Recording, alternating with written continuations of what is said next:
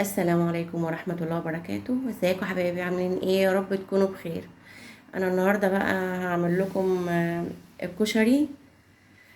الكشري كده عبارة عن رز وعدس بجبة وشعرية ومكرونة سباكيتا وحمص ومكرونة اقلام وتوم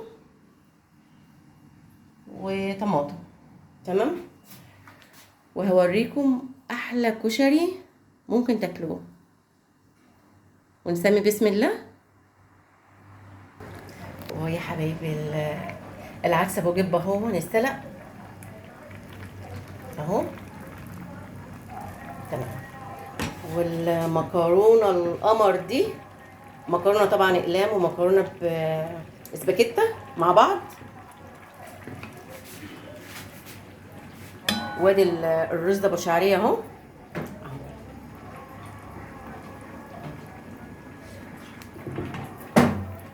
وهرجع لكم كده بعد ما اخلص. وهو يا حبايبي بعد طبعا ما كل حاجه خلصت، ادي الصلصه هي بتاعته خلصت، والمكرونه والسباكيتي على العاديه خلصت، والعدس ابو جبه والليمون والحمص والشطه والبصل والرز المفلفل ده والعيش بقى المحمر القمر ده. انا سايبه لكم واحد عشان هو ده عيش بلدي من الفرن، ده عيش بلدي عادي. تحفه تحفه تحفه.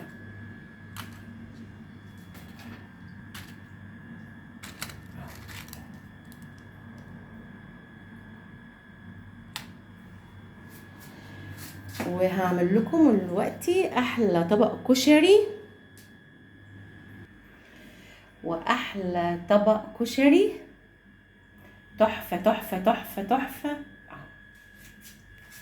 ايه رايكم؟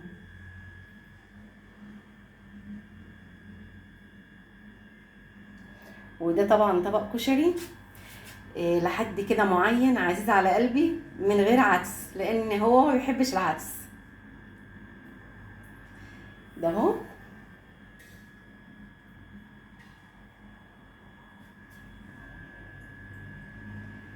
ايه رايكم بقى في الكشري القمر ده؟ واتمنى ان انا اكون قدمت حاجه تعجبكم، وطبعا حاجه خفيفه وسهله وبسيطه و... والاكل الشعبي طبعا معروف. دي اكله شعبيه.